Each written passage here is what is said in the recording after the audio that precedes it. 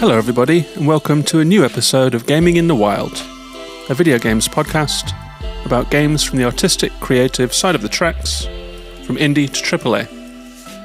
My name's John, I'm your host. I'm recording on Thursday the 22nd of June in a blustery, wind-whipped, still not summer, Reykjavik, Iceland.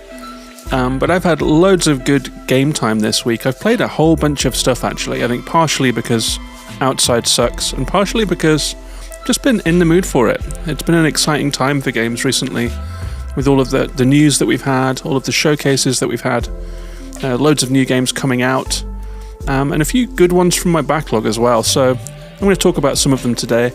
The featured review of the show is going to be Dordogne, the French watercolored narrative adventure that came to Game Pass last week. I've been working on my pronunciation of this game, but I don't think it's getting any better. At first I thought I was really clever because I was pronouncing it Dordogne, and I thought it was like that. Turns out it's more like Dordogne, so apologies to any French listeners that I'm not nailing the pronunciation. I'm also going to talk a little bit about a backlog game that I played through and had a great time with, called Gerda, A Flame in Winter. I'm going to talk a little bit about Final Fantasy XVI, which is now out and is blowing the doors off. It's a really, really good game. I've been playing some of that. And then we had the Nintendo Direct as well. So lots to talk about in this episode. Thanks for dropping by, and I'm happy that you are here. So the first game I'm going to talk about is a game that I started and finished in 2 sessions this week, Gerda, A Flame in Winter. This is by Don't Nod, the makers of the game I reviewed last week, Harmony, Fall of Reverie. It's another choice-based adventure, but this time you get a little more control. You get to move the character around. You play as Gerda. She's a nurse in Nazi-occupied Denmark towards the end of World War II. And in this game, you have to just make a lot of choices. You have to talk to a lot of characters and friends. You have to make tense choices about who to get into the good graces of, and whether to involve yourself in suspicious activities, whether to take part in the resistance. And it offers up a whole lot of ethical and moral quandaries. I had a really, really good time with this one. I think this is a really good game. I played it on Switch, where it was great. The reason I'm playing it now is that a DLC just came out, so I was sent a code for the base game, and I really, really wolfed it down. I'm going to gather my thoughts about that one, and probably review it next week. But it is a recommendation, especially if you like those Inkle style games, and if you're a Don't Nod fan, then Gerda, A Flame in Winter. I really enjoyed that one, so you'll hear me talking more about it. The other big game that I've been playing is Final Fantasy XVI, which came out just yesterday. I played the demo of it when it dropped, I think 1 or 2 weeks ago, and I pre-ordered the game immediately. Not a big Final Fantasy guy over here, but this one has something going on. I played it at midnight when it came out. I was very excited for it to be coming out. I actually went back to the start. The demo does save your progress and let you carry over, but I felt like I needed the combat tutorial again because I've played Final Fantasy VII Remake and a bit of Tales of Arise in the time between the demo and now, and all of those control schemes were a little jumbled together in my head. So I went back to the start and went through that really impressive opening sequence again, skipping the cutscenes, which made it a lot shorter. It's a very story-heavy game. And now I'm a few major story bosses into it, and I'm loving it. It's a spectacular game, really. It's very different to other Final Fantasies. It's like if you took the trajectory that Final Fantasy VII Remake was on, with the more action-focused combat, and then took it further. So even less switching between party members, even less juggling your spells and going into menus. It's kind of a pure action game this time around. People have been citing Devil May Cry a lot. I haven't played those games, but I can definitely see some Bayonetta in here, in both the perfect evasion to slow down time mechanic that Bayonetta is famous for, and also in the set pieces. So in this game, it's a medieval, bleak story game, but you do sometimes get to play as the summons from Final Fantasy of old, where you get to summon giant demons like Ifrit, the fire demon, and Shiva, but you get to play as them now. So you get to play these kind of crazy, huge-scale kaiju battles with these monstrous, weighty creatures that are just tearing down buildings as they fight. So cool. And those punctuate the story. The story is actually very good for a game that contains this many cutscenes. I've been fairly glued to them whenever they came up, which is pretty often. And I think that that's because of the voice acting. It has these regional British voice actors. So you have Scottish and Irish and Northern and Southern. And it gives it a lot of colour, but the quality of the voice acting is really something else.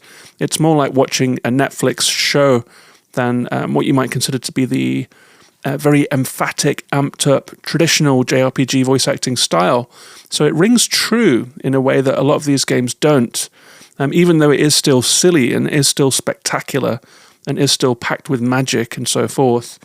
There's something else to it. It's got a bit more grit.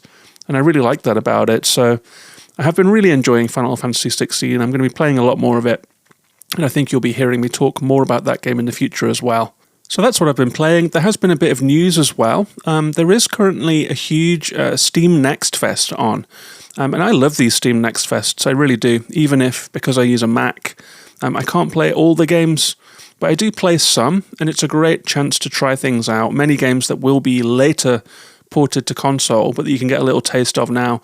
So I've downloaded a few. I've downloaded Saltsea Chronicles, which was one of my most anticipated games from the summer announcement season, and I downloaded Crime O'Clock as well, both of which I've talked about previously. So there are loads and loads of demos out there right now, especially if you have a Steam Deck or if you have a Windows machine. So I just thought I would flag that up for people. If you are a Steam player, there are loads of things for you to try right now. There was also a Nintendo Direct. It had been rumoured. They sort of announced it the day before, as they usually do. And there were a couple of good things in here. People were more hot on this Direct than I was. For me, it seemed to be lots of old stuff and farming games. But people seemed pretty pleased with what they saw. They are going to release the first 2 Pikmin games. In fact, I think they might already be out ahead of Pikmin 4, which is coming out pretty soon. We saw a little more of Pikmin 4. It's looking fun. We saw a little bit more of the nighttime stuff, which is quite exciting. I always get a little stressed out by the day-night cycle and the time limit and the threat of losing all of my Pikmin in the field. So maybe they've done something more with that, because you can go out at night now. We also saw a new WarioWare game that seems to use the motion controllers on the Switch, so more minigame chaos for fans of WarioWare. And that game will actually come up a little bit in the review later, because Dordogne actually has a whole bunch of minigames in it as well, although of a very different style.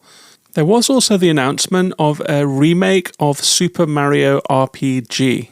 I think I might play that. I guess it depends on the price point, but I've never played Super Mario RPG. I missed out on that first time around. I think it was only released in Japan and the US, so I've never played that one. I'm curious to see what it's all about. There were also a whole load of ports. Vampire Survivors was the most recent. That's finally coming to Switch. Metal Gear, the first 3 games, the Arkham trilogy, and a Star Ocean game. All of those were announced. But the big star of the show, and the last thing in the show, was a new Mario game. And it's a 2D Mario game called Super Mario Bros. Wonder. And this looks really fun. It's like a continuation of what they've been doing with the new Super Mario Bros. Series. So it's got a bit of multiplayer. It's got a bit of chaos. In Super Mario 3D World, you can turn into a cat. And in this one, it looks like you can turn into an elephant. So there's more transformations in it. We saw that they are using pipes differently. So you will sometimes travel horizontally in pipes that crawl along like worms. There were some quite psychedelic elements. It looks like there are loads and loads of fun new mechanics in this one. So I've actually still got a few Mario games that I'm catching up on. I've got a little pile of physical Switch Mario games. I still haven't worked my way through the 3D All-Stars. I still have a new Super Mario Bros. Deluxe. I haven't played that one yet. So it didn't fill me with joy that there is a new Mario Bros. Game coming, a 2D one. I've got loads to play, but it does look really fun, and it could be a fun thing to play around Christmas time. I think they said it was coming out this year, so that could be a good holiday game. There was no mention, of course, of a new Switch, of any new Nintendo hardware. We didn't get any updates on Metroid Prime 4. We didn't get maybe the most in-demand ports of Wind Waker and Twilight Princess. But there was quite a lot in there, so Nintendo fans have something to be happy about. And just before we move on to the main review of the show, do allow me to say this is a patron-supported show. There are 46 patrons who will contribute a little bit of cash every month to the podcast, all of which goes back into the show in one way or another. You can join up if you would like to. You get 10 bonus episodes about all kinds of video game things, off-topic things, video game music, travel and other stuff, literature and movies, just all kinds of chat. So if you'd like to hear those and join the Discord community, which is a lovely corner of the internet full of friendly people, and join me and all of the other patrons there, you can head over to patreon.com/gaminginthewild to become a supporter, get all those bonus episodes, join the Discord, and get other fun perks too. Thanks very much to all of my existing patrons, and thank you to you, if that sounds good to you. It's patreon.com/gaminginthewild. And with that said, let's move on to the featured game of this episode, Dordogne.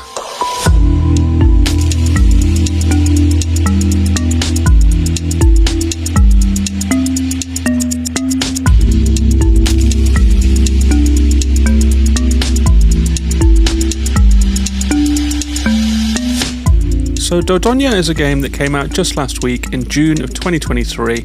It is developed by Un Je ne sais quoi, the art company of the director Cédric Babouche, who is a long-time animator and artist who also does some transmedia type stuff.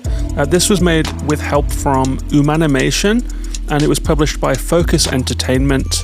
It has a really lovely soundtrack by Super Naive. I've been listening to it a little bit since completing the game. We're listening to some of that music now, and it will be peppered throughout the podcast. It's a lovely soundtrack.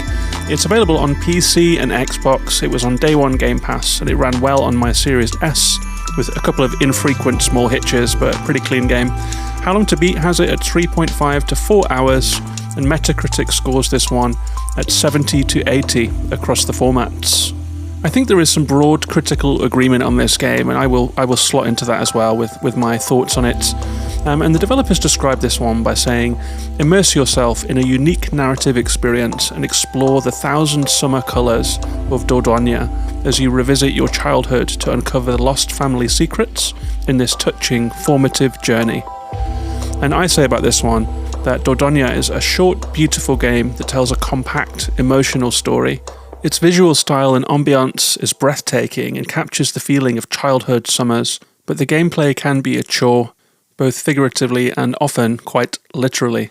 So this is an interesting little game. It's one that I first saw in a Nintendo Direct. I think that was probably a good spot to launch it, given the look of it and the vibe of it. It's definitely like a low-key game.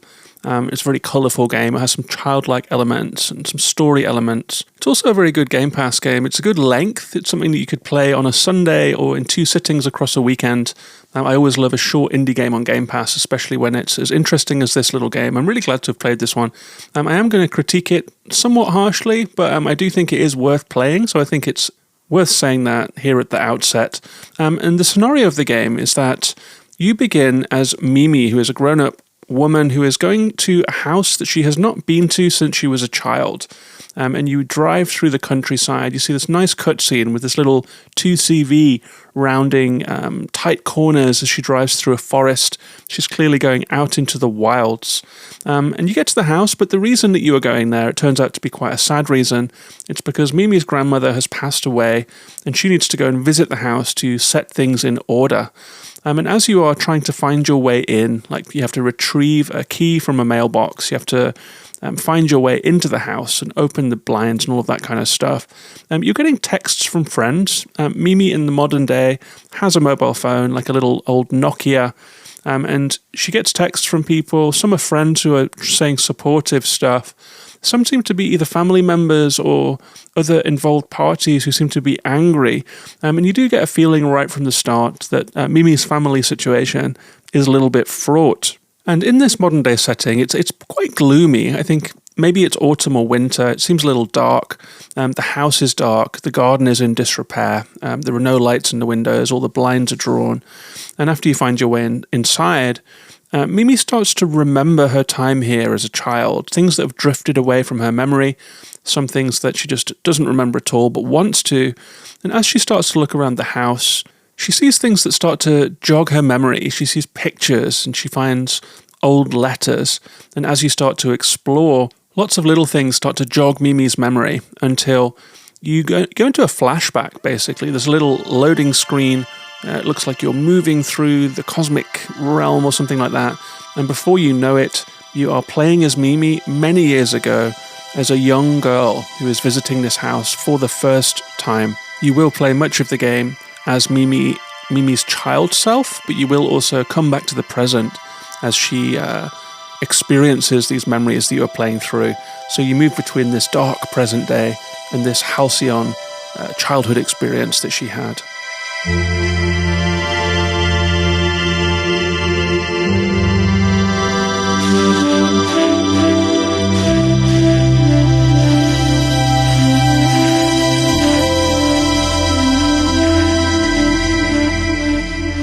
And it's a very different atmosphere back in the past. It's much more colourful.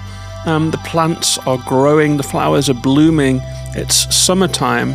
It's a summer holiday, and things were very different back then. And the young Mimi gets dropped off at the door by her parents reluctantly for a summer with Grandma. And it's a familiar scene that I think we can all relate to from one perspective or another, either by being left somewhere as a kid that you don't want to be, or maybe leaving your own reluctant kids somewhere if you're a parent. So Mimi starts out at the house and she's a little scared, she's a little shy, a little spiky and stroppy. She's out of her element and in an unfamiliar situation.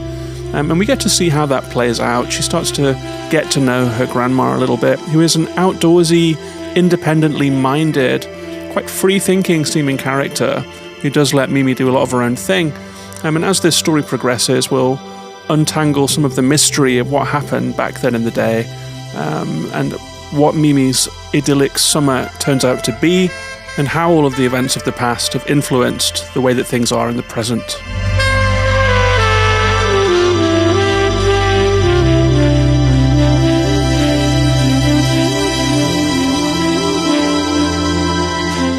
And it's worth talking about the graphics of this game. It really is quite a spectacular looking game, quite a singular looking game, I would say.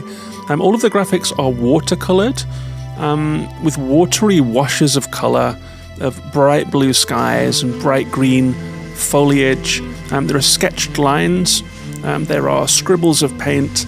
All of the colours bleed into the other colours in that washed watercolour style. It has a really fantastically vivid colour palette. But it's more than just a watercolour painting being used as a background. It takes a part in the 3D space as well. So the drawings and paintings are used as textures here and wrapped around 3D objects in a really interesting way. I would say it's probably a 2.5D game in some way. You don't have camera control, for example. It's always like a set position. But as you move around, things do come in and out of foreground and background. So when you go into the cluttered living room of your grandma, who lives alone, she kind of does her own thing. You know, it's a bit of a lean-to, adapted living situation. You can walk behind the sofa, and as you get closer to it, the brush strokes of that sofa will come closer to the camera. And as you go into the back, you will see the details of the place where she sits and paints and reads her magazines. And all of these little details are really beautifully rendered. And the painted texture being wrapped around 3D objects is quite beautiful sometimes, actually. It's not something that I have seen before. There are games that do similar stuff, I guess, like, you know, the Grease of the world. And I guess Toem was a little bit like that with the line-drawn monochrome style. But they have such different art styles that this really does feel very much like its own thing. And it really does bring this game to life. Like later in the game, when you'll go to visit a bustling marketplace, lots of people running around, or you'll go kayaking down a river with some beautiful water effects, rolling waves as you take a long, lazy row down the river. The game just springs to life because of this visual style. It's a pleasure to look at all times. All of this watercolored scenery pouring by, these little impressionistic scribbles of houses on hills in the background. It's like wandering through the pages of a watercolor pad, or walking through a sketchbook in a way, in the best possible sense. Also, the style does help to tell the story. The present day is dark, and the flashbacks are so bright and colourful and vivid. You really do feel the difference in mood as you flash between these two eras. And I think as well that the impressionistic style of the visuals, this sort of loose representations of reality, helps to accentuate the fact that some of these things are memories too. Because, we don't really usually, I mean, at least I don't, I guess everyone remembers differently, but I'll remember, like smells and impressions. I'll remember colors and emotions. I won't have like a DVD, Blu-ray recording of my memories that I can just refer back to. It is impressionistic and it is loose and personal. And I get that feeling from the graphics of this game. So I think that it all ties together very well, the visual style and the story elements too. And it's the most striking and successful thing about the game, I would say. I also really do like the music. It's this lovely light wash of electronic sounds, sometimes with, as we just heard, saxophone, sometimes with soft beats to it. There is another kind of music in there as well. There is some more retro stuff that you'll hear crackling over the radio, and some more sort of diegetic music that you'll hear in situ. But it was a really lovely accompaniment for this journey, and it added warmth and texture. It gave it an extra layer of dreaminess to be listening to the lovely Foley sound and the really, really nice music. And as for the gameplay in this game, well, the game is cut up roughly into days. It passes like a vacation in a way. Like in the first day, Mimi first she'll unpack and things like that, and then she'll sleep. And then you'll flash forward to the next day. So there's a little break there. And Mimi wakes up. You get her out of bed. You get her dressed behind a screen. You brush her hair. And you brush her teeth. And you go outdoors. And whatever the activity of the summer's day is what you'll be doing. And sometimes that is gardening. Sometimes like your grandma might want to plant some vegetables or to repot something. And sometimes she might want to cook and you'll be helping and assisting.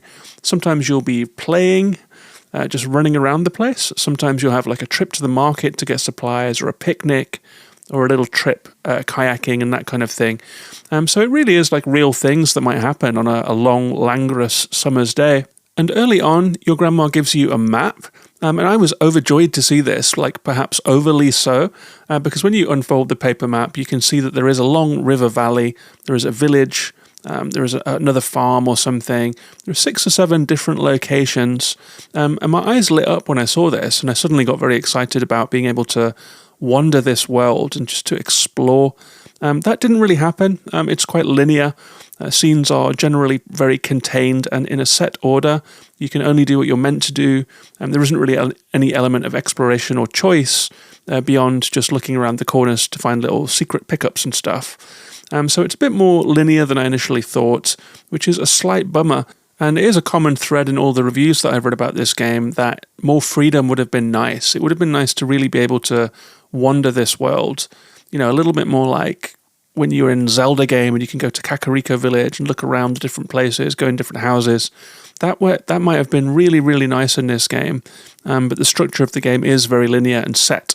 But within each scene, you do get to run around and look at things, and I like that from day to day, Mimi's activities changed, and even in the house, from day to day, Mimi's responses to things would change. You can look at the same things again and again. Like on the first day, you might look at some pictures. Mimi in the future can look at the same pictures on the wall, and you'll get older and younger Mimi's response to them, and their responses will change over time from day to day as they get more of an affinity for or they grow used to the setting that they are in. I thought that was a nice touch. There are also collectibles. You can collect big words that will appear in a white bubbly font over the backdrop. They're pretty on the nose, things like adventure as you're setting out on a walk, or sadness if something bad has happened. You collect those words by clicking on them, and you can use them later in your journal. You also find letters from the past. They're just tucked into, folders or on tables or in drawers. And they're literal letters that Mimi will hold up to the camera and you can read them. And they start to fill in a little bit of the troubled family history that your grandma has been through prior even to Mimi's childhood visit. But they are quite chunks, they are big blocks of text, it's like a full A4 page, and they really do slow you down. So if you're having fun being Mimi and enjoying this colourful world, being confronted with a page of A4 text, I wasn't quite gelling with that. Something about being made to stop playing whilst engaged in the game made me just sort of skim the letters. So I didn't really study them. I didn't really deep read them. I just skimmed them and got the gist. So I think that the true detective players out there could probably get a sharper picture and piece together more of the little jigsaw puzzles and clues from the past to get a sharp picture of the story. You also find cassette tapes with crackly old bits of voice on them. These are really cute and candid. They're like Mimi might try to interview her grandma, or you might find old tapes from the early days of grandma and grandpa's relationships, things like that. So you get these old conversational fragments and recollections, cute little stories. But you can only listen to them in the menu, which is a bit of a bummer. This happens a lot in games, though, you know. I kind of wish that you could listen as you walk, you know, so you could explore and listen to a tape at the same time rather than having to sit for 30 seconds and just look at a menu screen.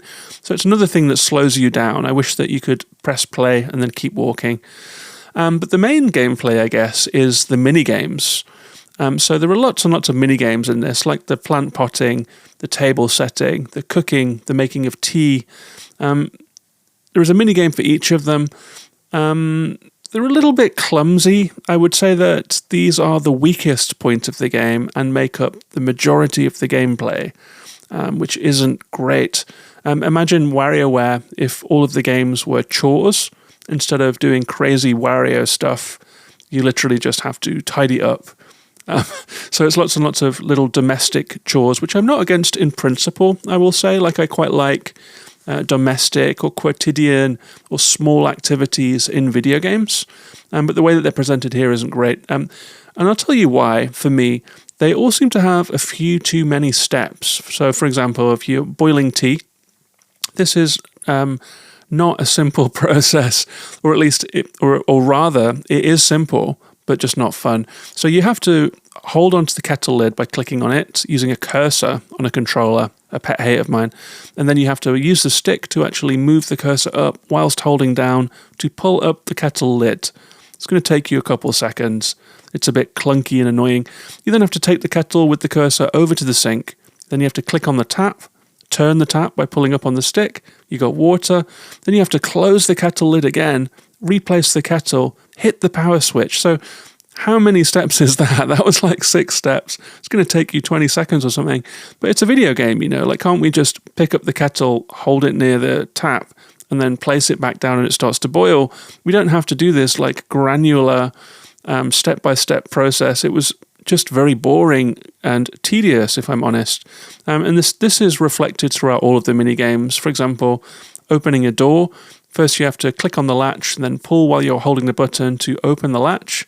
Then you have to hold the key and turn it and push it forward and turn again and take it out and then hold the handle down and push the door.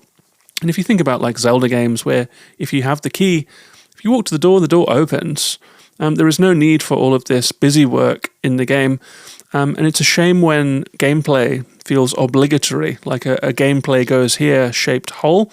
And I think I see what they were going for here. They were going for some kind of slowness to reflect the pace of the life of your grandma and this summer countryside life. And that's fine, but they're just not fun, honestly. They're really, really boring, and I side my way through them. The controls are also a bit off in these, like trying to, for example, brush Mimi's teeth with this cursor controller. You end up just brushing all over your face, and it just makes a big silly mess, and not in a good way.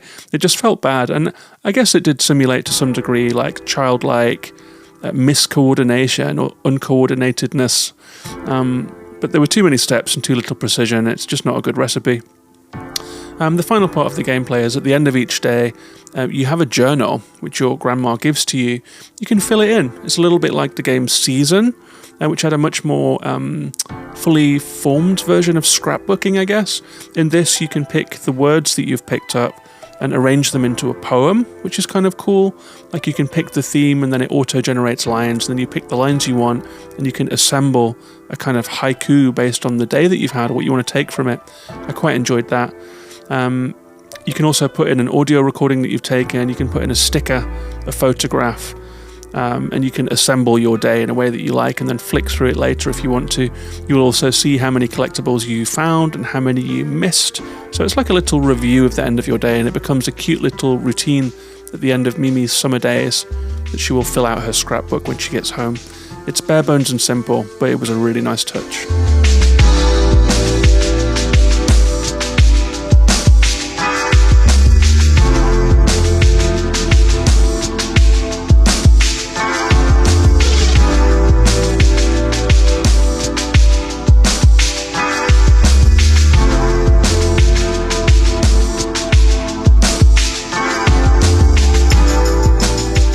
And the way that the holiday unfolds is really nice. Like, the things that you do from day to day are different. Like, it's really nice when you just knock around the house with your grandma for a while, doing bits and pieces, but eventually you start to gain confidence and you start to go out more.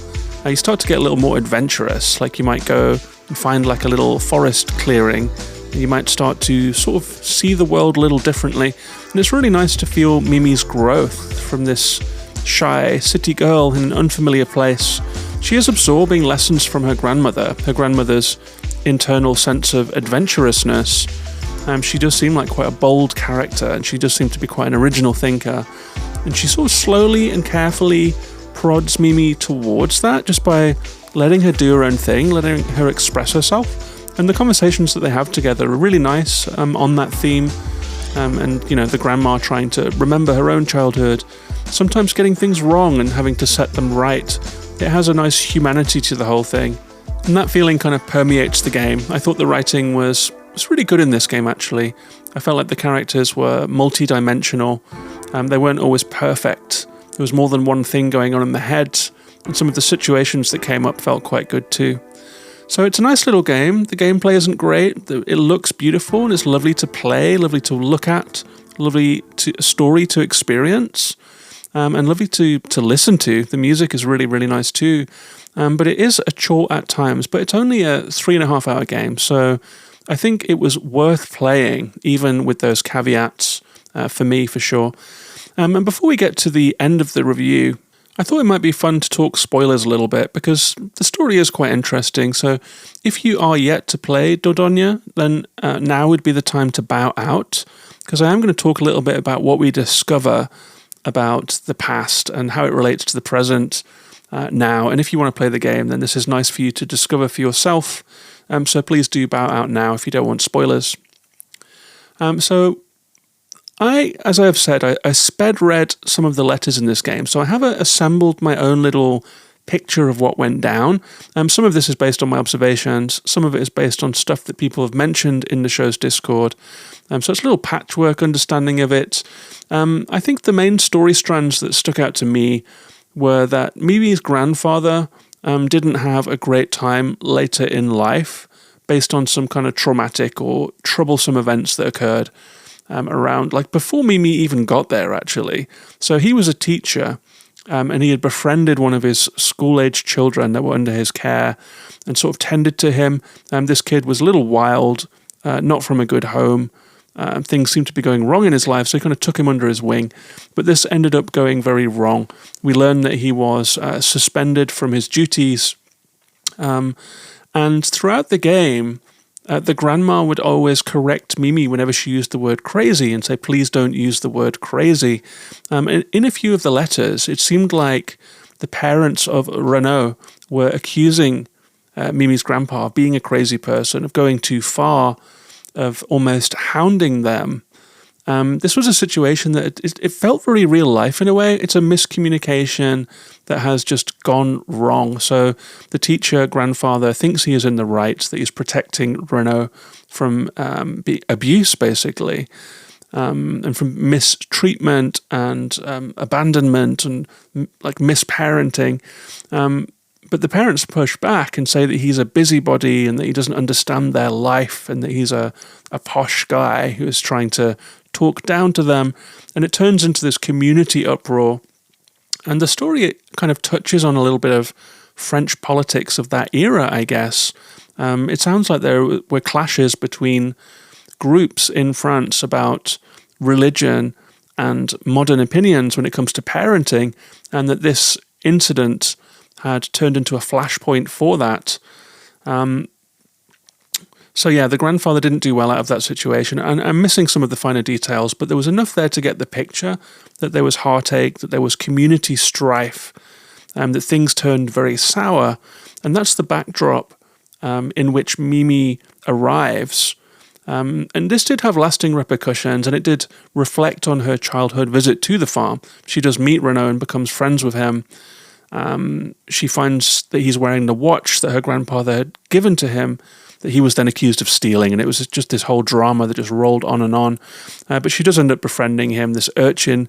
I think his name was Renaud, and they have some adventures together. That's some of the sweet scenes of the game, really, when you find this kid who has turned a cave into his own little den and who collects things and has light fingers. But it does all come to a head on the day of a flood when Mimi sneaks out to go kayaking, and she has this newfound sense of confidence and adventure that has been imbued in her both by her grandmother, by this countryside surrounding, by her newfound freedom, and by Renaud as well, and his laissez-faire view when it comes to climbing things and doing things and taking things.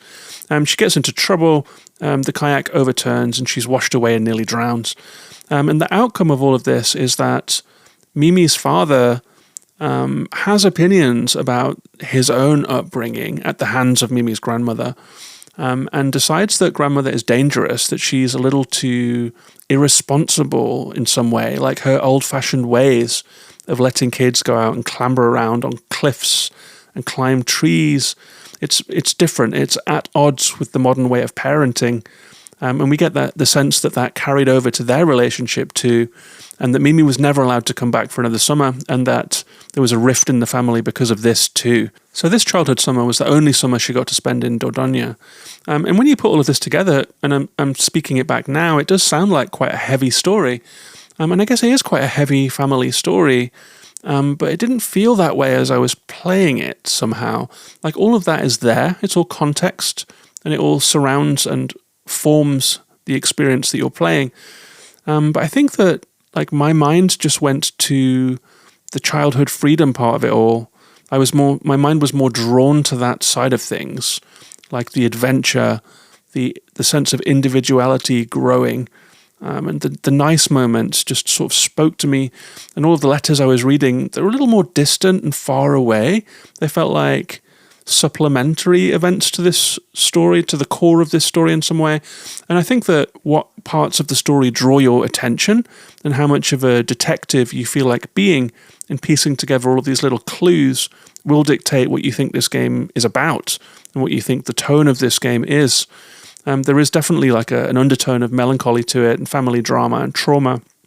But honestly, when I look back on this game, I think I'm just going to remember running through the forest and climbing a cliff and being brave as this young girl, and kind of the memories that she forms, the friendships that she makes, the experiences that she has in the marketplace, like learning to trust herself, learning to do more even when she doesn't feel confident, and her growing sense of self, the bright colours of the summer. All of that stuff is what will stick with me about this game. But I think for other people, this could be quite a melancholic game to look back upon if you do focus on those other elements of the story. So just to finish off with a little recap, the good things about this game, the look is mesmerizing. You've just got to see this game. If you don't have an Xbox, if you play on another console, just check out screenshots, check out a trailer of this. I absolutely loved the kayaking sequences where the 2D world became 3D, and the water effects are lovely. The rolling water in contrast to the watercolor, the way that the scenery glides by, the way that the textures are wrapped onto objects, the way that this world is constructed is just wonderful, and it has this lovely handmade, unfinished feel that I felt leaned into the memory aspect of it all. The music is lovely. It's an idyllic soundtrack, smooth, ambient electronic music, very easy to listen to, and it really accentuated key moments in the game, whether the darker moments or the lighter ones. I love the setting of rural France, the cultural references, the sunlight, the weather, the thriving plants, that bright colour palette. You do get a feeling of peak summer, and you can almost feel the warmth and smell the air. I loved the earthy tasks that you do, of planting things and patting in the soil, all of that stuff. Even if the games themselves weren't fun, the range of tasks and the vibe of the whole thing just really hung together for me. The characters are great. I loved Grandma, I loved Renaud and Mimi. They felt real. They felt like multi-dimensional. They're not always perfect. Sometimes they're loving, sometimes they are spiky, sometimes they have things that they are hiding or don't want to say, or sometimes they say too much. Video game characters often do not have layers or any level of complexity. I've spoken about it before on the show that characters often will be assigned one personality trait and that's who they are. In this game, they felt like real people. Maybe some of this stuff is autobiographical or from experience, but it definitely was good writing, whether that's the case or not. I mean, all of this adds up to a lovely mood that really did feel like a series of memories. It felt like a step back into childhood, someone else's childhood, and it successfully evokes that feeling of a summer vacation out in the sticks. And the family drama that surrounds the game too felt very real, like the events that occurred could well be real events. It didn't feel at all contrived. And I liked that it was kind of hands-off with the storytelling, like it's there if you want it, basically. As for the bad stuff, the gameplay is extremely straightforward, it's serviceable, the movement is stiff as you're running around. It never feels great to move in this game, which is a shame. There are photography and sound recording mechanics, but they felt wasted. You barely get to use them. And so when it came to time to do my scrapbook, I'd hardly gathered anything because you cannot photograph most of the time, so I just kind of forgot it existed. Bit of a shame. Again, I thought of the game Season, A Letter to the Future, where you can cycle freely around this world, choose where you want to go, record and photograph anything, and so your scrapbook felt personal and rich. Here it's just a very squashed small version of it, just with stickers that you found and one picture that you're forced to take in the story. Didn't feel very expressive, apart from the poetry, which I thought worked really well. The mini-games, I would say that they were hit and miss, but the more that I think about them, I don't think I liked any of them, actually. I think they were all misses. Like, the mini-games were just not good. Too many steps, not fun to control. Filler content. I like the atmosphere that they were going for, but the gameplay itself is just a drag. So overall, I'm definitely glad that I played this one. I think for the playtime, it earned it, both through the aesthetic experience and through a nice, real-feeling story and the real characters that I met, and the summertime childhood holiday feeling, and like far distant events that were serious, like family events that you might remember from long ago. All of that is packed into this game. Really glad that I played it, despite its flaws. That is Dordogne.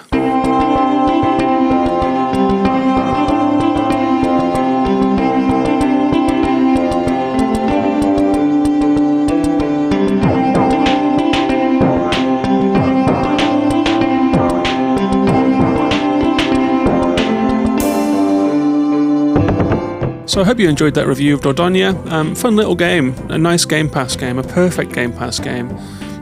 Really lovely looking little thing, really personal, made by a small team, and it just rings true in a really cool way. And if you've played this game, you've got different opinions, if you've got different theories or feel like it is about something else, let me know. I'm on Twitter at Gaming in the Wild, and I'd love to hear from people who listen to the show. Let me know what you're playing. Let me know if there's something you'd like me to cover, whether it's backlog or new or under the radar. You can also find me on Instagram, YouTube, Facebook, all the social media as Gaming in the Wild, and all of those links are at gaminginthewild.com.